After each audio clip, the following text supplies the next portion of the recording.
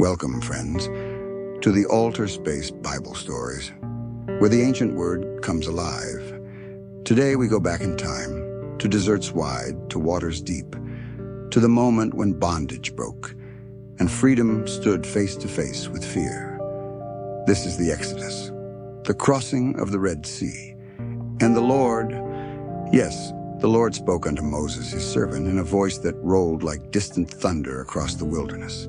He said, "Tell the children of Israel to turn, not run, not hide, but turn, and encamp by the sea, before Pihahiroth, between Migdol and the great waters, facing Baal-zephon. There you shall make your stand." But why there? Why the sea? Because the Lord had a plan that no man could see. He said, "Pharaoh will think they are trapped, lost in the land, walled in by wilderness on every hand. And I will harden his heart to pursue, that I may be honored, exalted anew. The Pharaoh and all his army will come, and Egypt shall know I am the Lord, the only one." So the people obeyed. They set their camp by the sea, under the scorching sun and the starry canopy, not knowing what would be, but trusting, if only faintly, in the God who set them free. But back in Egypt, the news struck Pharaoh like lightning in the night. "They fled?" he roared. His servants, too, had their hearts turned hard, and they cried, "Why did we let them go? Why release our slaves, our hands, our gold? Did we not break them with our rod? Did we not make them build without straw?" So Pharaoh rose in fury and pride.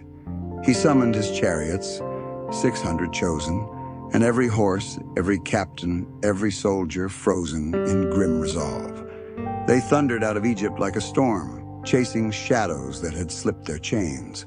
And the Lord, oh, the Lord, who sees all, hardened Pharaoh's heart again, and the armies of Egypt rode into the trap of the God of heaven.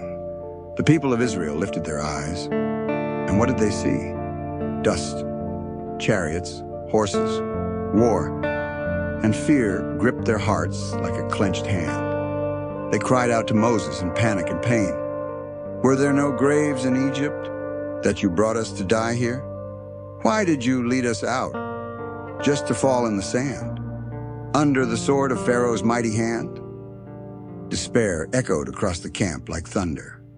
They cried, "We told you in Egypt, leave us be. Better slaves in Egypt than corpses by the sea." But Moses, calm, composed, filled with fire, lifted his voice like a prophet in the storm. "Fear not, stand still, and behold the salvation of the Lord. For the Egyptians you see today, you shall see them no more forever. The Lord shall fight for you, and you shall hold your peace." And the Lord, mighty and near, spoke to Moses again. "Why do you cry to me? Tell my people, go forward. Lift your rod, stretch your hand over the sea, divide it, and walk through on dry land beneath me. I will harden the hearts of the Egyptians still, that they may follow into what I will kill, and in that I shall gain glory and might, so that Egypt may know I am the light." Then the angel of God, who had gone before, moved behind and stood between. And a pillar of cloud and fire took its place, darkness to Egypt, but light to Israel's face. And all night long they did not come near. Then Moses raised his hand to the sky, and the east wind blew, a wind strong and high. All through the night the sea rolled back.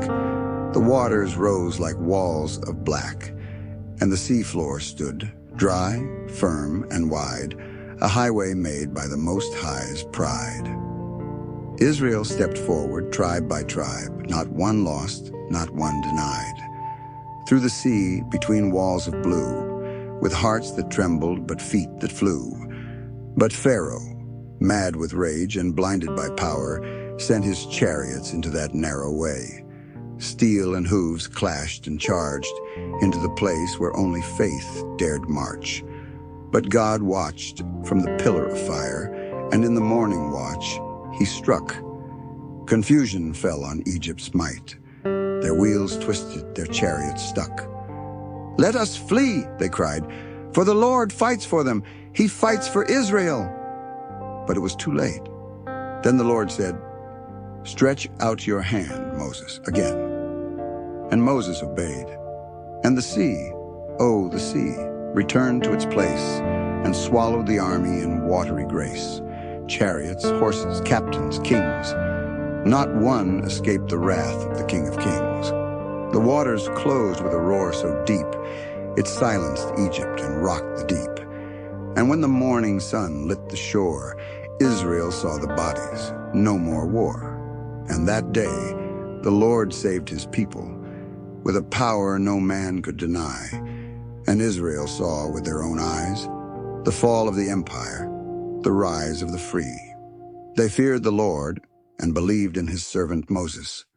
So now, dear listener, when the enemy draws near and fear clouds your skies, remember this: stand still, hold your peace, for the Lord your God still parts seas. And what seems like the end may just be the beginning of your deliverance story. This is the Exodus. This is the word of the Lord. Don't forget to like, comment, and subscribe to the Altar Space Bible Stories. And until next time, walk forward in faith. The sea will open when you move.